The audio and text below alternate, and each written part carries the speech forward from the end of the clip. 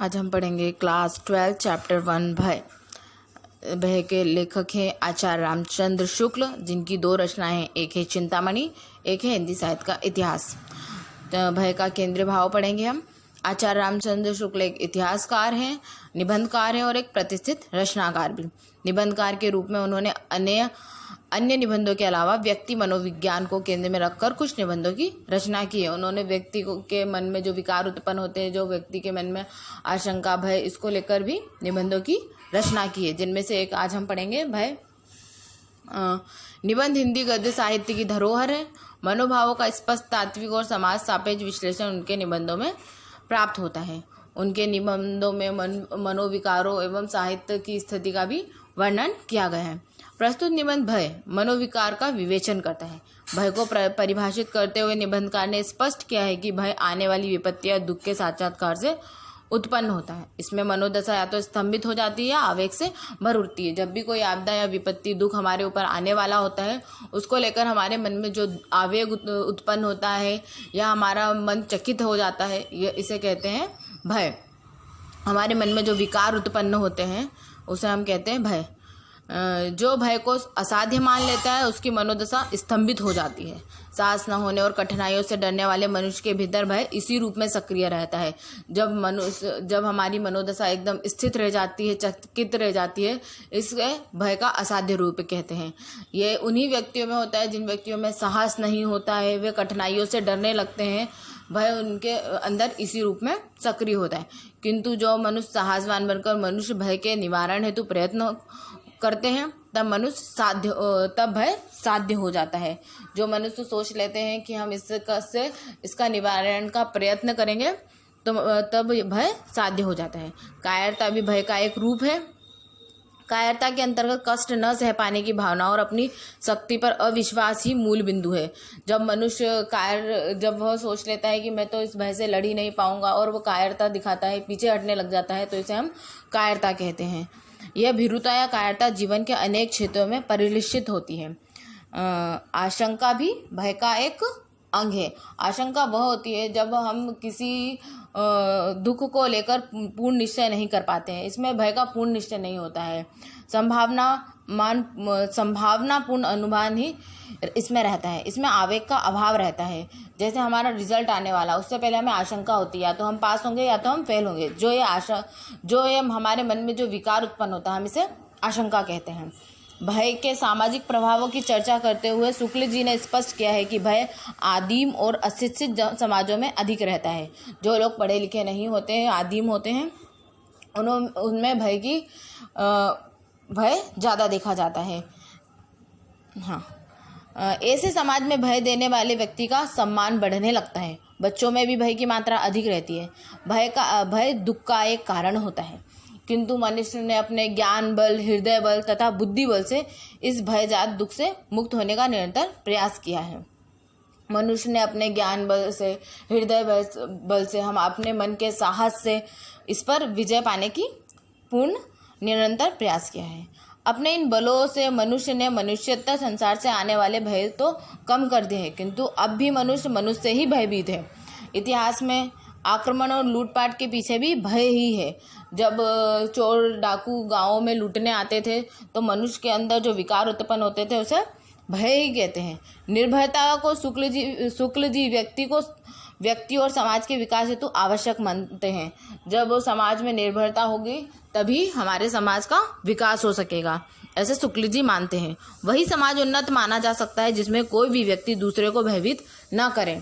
हम उसी समाज को उन्नत मान सकते हैं जिसमें कोई व्यक्ति दूसरे व्यक्ति को न डराए, न धमकाए और अपनी शक्ति का बल उस पर न दिखाए। शुक्ल जी ने अपने इस निबंध में तात्विक विवेचना हेतु तत्सम शब्दावली का प्रयोग करते हैं। अब हम आगे बढ़ेंगे। चैप्टर शुरू हो गया, केंद्रीय भाव खत्म।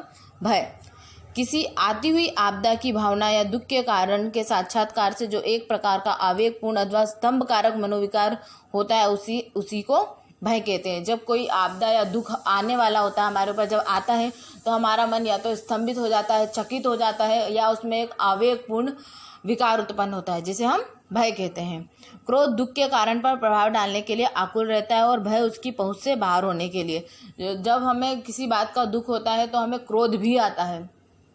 क्रोध जब आता है जब हमें उस दुख के आने वक्त का कारण पता होता है एवं वो दुख किस वजह से आया है, तो हमें क्रोध भी उसी के ऊपर आएगा। परंतु जब हम दुखी होते हैं तो क्रोध भी अपना उस पर हमारे ऊपर उसका प्रभाव डालता है, परंतु वह भय उसकी पहुँच से बाहर होता है। क्रोध दुख के कारण के स्वरूप बोध के बिना नहीं होता। यदि, जैसा मैंने बताया, जब तक हमें उस चीज़ का बोध नहीं होगा कि दुख किस कारण से आया है, तो हमें क्रोध नहीं आएगा। यदि दुख का कारण चेतन होगा तो यह समझा जाएगा कि उसने जानबूझकर दुख पहुंचाया है, तभी क्रोध होगा। पर भय के लिए कारण का निर्देशित होना जरूरी नहीं है। इतना भर मालूम होना चाहिए कि दुख या हानि पहुंचेगी। जब हमें किसी चीज़ का भय होता है, दुख होता है, तो यदि हमें यह पता चल जाता है कि हमें ये दुख किस कारण से प्राप्त हुआ है, किसके वजह से प्राप्त हुआ है, तो हमें उसके ऊपर क्रोध आता है। जैसे कि यदि कोई ज्योतिषी किसी गवार से कहे कि कल तुम्हारे हाथ पांव टूट जाएंगे, तो उसे क्रोध ना आएगा, भय होगा, उसे डर लगेगा कि मेरे हाथ पैर टूट जाएंगे। परंतु यदि वह ज्योतिषी कह दे कि कल अमुक व्यक्ति आकर तुम्हारे हाथ पैर तोड़ देगा, तो उसे उस व्यक्ति के ऊपर क्रोध आएगा जो उसके कल आकर हाथ पैर तोड़ देगा। और वह सोचेगा कि ऐसा कौन है जो मेरे हाथ पैर तोड़ देगा, मैं उसे देख लूँगा। तो इसे ये विकार जो उत्पन्न हुआ, ये क्रोध होता है। भय का विषय दो रूपों में सामने आता है, असाध्य रूप में और साध्य रूप में। असाध्य विषय वह है जिसका किसी प्रयत्न द्वारा निवारण असंभव हो या असंभव समझ पड़े। असाध्य रूप वह होता है जिसका हम प्रयत्न करने पर भी जिसका निवारण नहीं कर सकते एवं जिसका निवारण असंभव हो। साध्य रूप वह है जिसका प्रयत्न करने पर हम जिसका निवारण कर सकें। जैसे हम मान लेते हैं, जैसे उदाहरण के लिए दो मनुष्य टहलते हुए जा रहे थे। उन्हें रास्ते में एक शेर दिखाई पड़ा। तो शेर को देखने के बाद या तो वे छिपने की कोशिश करेंगे या भागने की कोशिश करेंगे। तो यह मनुष्य की प्रकृति पर भी निर्भर करता है। तो यह साध्य रूप माना जाएगा, क्योंकि वे अपने को बचाने के लिए कुछ कर रहे हैं और वो बच भी सकते हैं। परंतु यदि मनुष्य ना भागे और ना छिपे और वो स्तंभित रह जाए, वहीं चकित होकर वहीं खड़ा रह जाए, तो शेर उसे खा जाएगा। तो यह भय का असाध्य रूप है, वो अपने बचने के लिए कुछ भी नहीं कर रहा। इसी प्रकार पर यदि वह व्यक्ति साहस भर ले और दम भर ले और अपने आप को बचाने की कोशिश करे, तो वो बचा सकता है। आगे हम पढ़ेंगे भय। भय जब स्वभावगत हो जाता है तब वो कायरता तथा भीरुता कहलाता है और भारी दोष माना जाता है। विशेषतः पुरुषों और स्त्रियों की भीरुता तो उनकी लज्जा के समान ही रसिकों के मनोरंजन की वस्तु रही है। पुरुषों की भीरुता की पूरी निंदा होती है। ऐसा जान पड़ता है कि बहुत पुराने ज़माने में पुरुषों न डरने का ठेका ले रखा था। पहले के ज़माने में जो पुरुष थे वे न डरने का, ऐसा लगता था उन्होंने न डरने का ठेका लगा था। वे अपनी शक्ति का प्रयोग किसी पर भी करने लगते थे। अवयवों में क्लेश सहने की अक्षमता और अपनी शक्ति का अविश्वास प्रधान है। शत्रु का सामना करने से भागने का अभिप्राय यही होता है कि भागने वाला शारीरिक पीड़ा नहीं सह सकता। एवं जो भी भय से भागता है या डरता है या शत्रु के सामने से, तो हम यही सोच रखते हैं कि वो शारीरिक पीड़ा सहने की क्षमता नहीं रखता है। यह तो बहुत पुरानी चाल की भीरुता हुई। जीवन के और व्यापारों में भी भीरुता देखी जाती है। जब कोई मनुष्य अपना पैसा व्यापार में लगाता है तो उसे अंदर से पैसा खोने का भय रहता है। वो सोचता है कि मेरा पैसा कहीं डूब ना जाए, अर्थ हानि होने की भय रहता है। जब कोई पंडित अर्थशास्त्र कराता है तो वो भी मुँह चुराता है कि कहीं मेरा अर्थशास्त्र गलत ना निकल जाए, मेरी जो ज्योतिषी मैंने की है कि कल फलाना व्यक्ति का ये होगा, कहीं गलत ना निकल जाए। वह भी अपनी बुद्धि के बल को अपनी बुद्धि पर प्रश्न उठाने से डरता है, तो उसे भी यह करने में भय होता है। एक ही प्रकार की भीरुता ऐसी दिखाई पड़ती है जिसकी प्रशंसा होती है, वह है भीरुता धर्म की। जब कोई व्यक्ति गलत कार्य करने जाता है तो वह सोचता है कि नहीं, मुझे अधर्म करूँगा तो मुझे पाप पड़ेगा या मुझे मुझे भगवान पाप देंगे। तो यह भीरुता प्रशंसा के लायक जान पड़ती है। परंतु अब ये भी नहीं होता। दुख या आपत्ति का पूर्ण निश्चय न रहने पर उसकी संभावना मात्र के अनुमान में जो आवेगपूर्ण भय होता है उसे आशंका कहते हैं। जैसा कि मैंने अभी बताया था, आशंका किसे कहते हैं? जब मनुष्य में आशंका होती है कि उसे निश्चित नहीं रहता है भय का, इसमें भय का पूर्ण निश्चय नहीं होता है एवं उसे हाँ या नहीं या हाँ की संभावना होती है। जैसे हमारा रिजल्ट आने वाला है तो हम सोचते हैं या तो हम पास होंगे या तो हम फेल होंगे। जो हमारे मन में विकार उत्पन्न होता है उसे हम आशंका कहते हैं। उससे वैसी आकुलता नहीं होती है, उसका संचार कुछ धीमा व अधिक काल का रहता है। उसमें जो टाइम रहता है वो अधिक होता है, हमें अधिक टाइम तक आशंका रहती है हमारे, यदि किसी कार्य हम करके आते हैं तो। घने जंगलों में जाता हुआ यात्री चाहे रास्ते भर इस आशंका में रहे कि कहीं चीता ना मिल जाए, वह बराबर चल सकता है। यदि उसे असली भय हो जाएगा तो वह लौट जाएगा या तो अपने पैर पीछे कर लेगा। यदि उसे असली भय हो जाए या तो मतलब वो निश्चित हो जाए कि हाँ चीता मिलेगा ही मुझे आगे जाकर, तो वो या तो कदम आगे नहीं बढ़ाएगा या पीछे को लौट जाएगा, पर वह बराबर चल नहीं सकता कि वो बराबर मतलब पैर आगे ही नहीं बढ़ाएगा। दुखात्मक भावों में आशंका की वही स्थिति समझनी चाहिए जो सुखात्मक भावों में आशा की। अपने द्वारा कोई भयंकर काम किए जाने की आशंका या भावना मात्र से ही क्षणिक स्तंभ के रूप में एक प्रकार का भय का अनुभव होता है। जैसे कोई किसी से कहे कि इस छत से कूद जाओ, तो कूदना और न कूदना उसके हाथ में होते हुए भी उसे डर मालूम होगा कि कूदने के बाद मेरा क्या होगा अगर यदि मैं कूद भी जाऊंगा तो। अब हम आगे पढ़ेंगे। क्रोध का प्रभाव दुख के कारण पर डाला जाता है।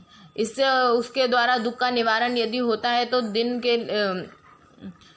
के लिए या बहुत दिनों के लिए। क्रोध का प्रभाव दुख के कारण पर डाला जाता है। इससे उसके द्वारा दुख का निवारण यदि होता है तो सब दिन के लिए या तो बहुत दिनों के लिए।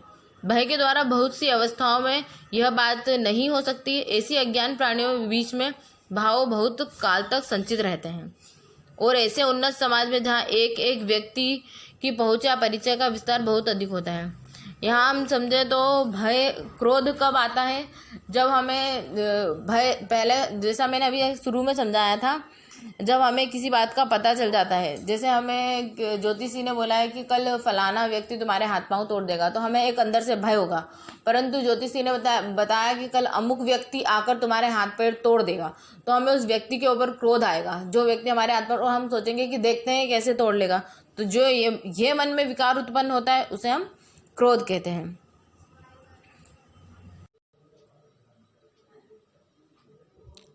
क्रोध का प्रभाव दुख के कारण पर डाला जाता है।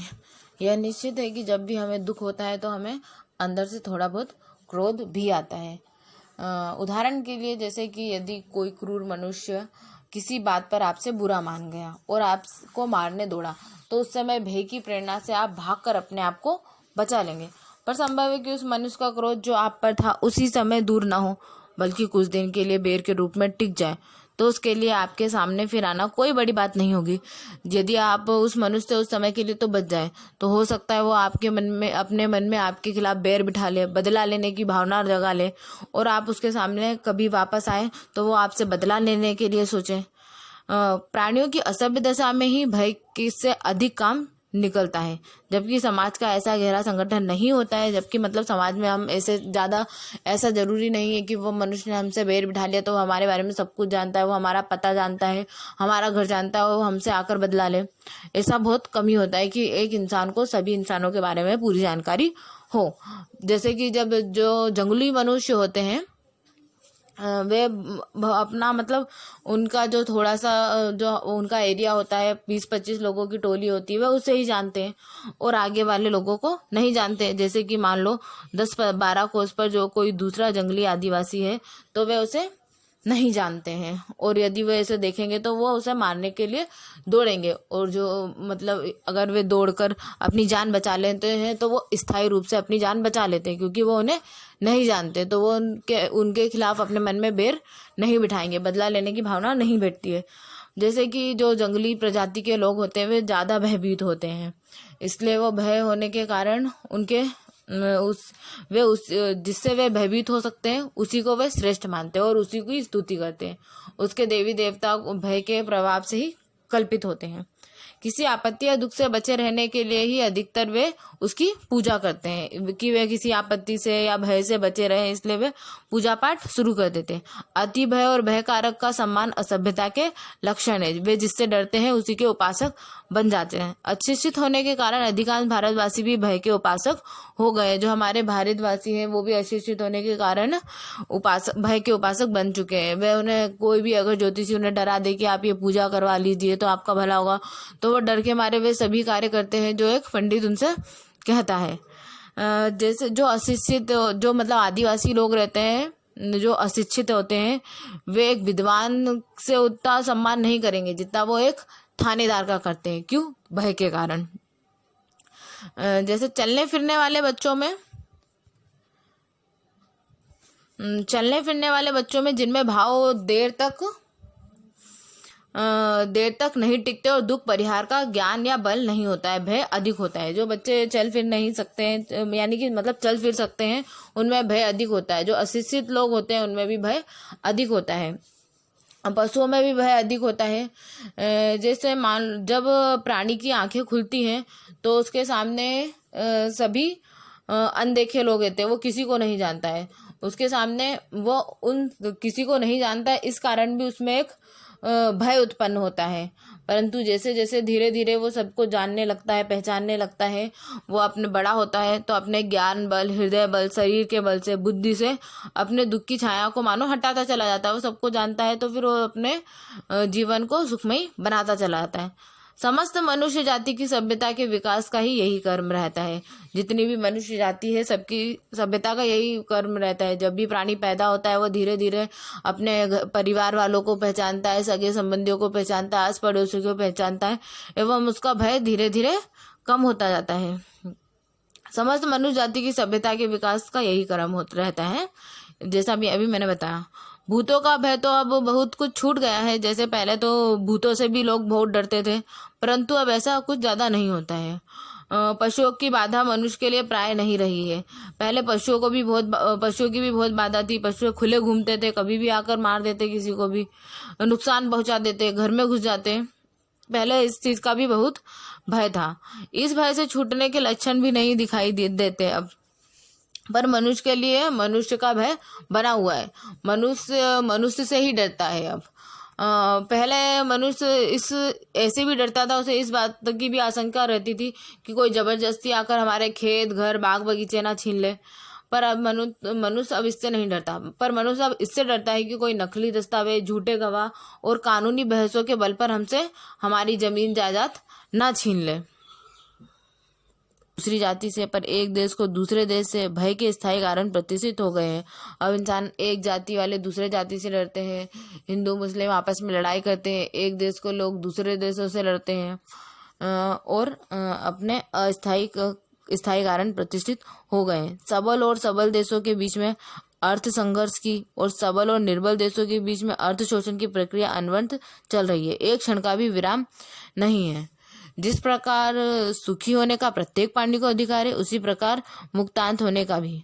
पर कर्म क्षेत्र के चक्र में पड़कर जिस प्रकार सुखी होना प्रयत्न साध्य होता है, उसी प्रकार निर्भय रहना भी। यदि हम निर्भयता के संपादक के लिए दो बातें अपेक्षित होती है। पहली तो दूसरों को हमसे किसी प्रकार का कष्ट न हो, और दूसरी कि हमें किसी से किसी प्रकार का कष्ट ना हो। जो पहली बात है कि हमें किसी से किसी प्रकार का कष्ट ना हो, यह उत्कृष्टशील है।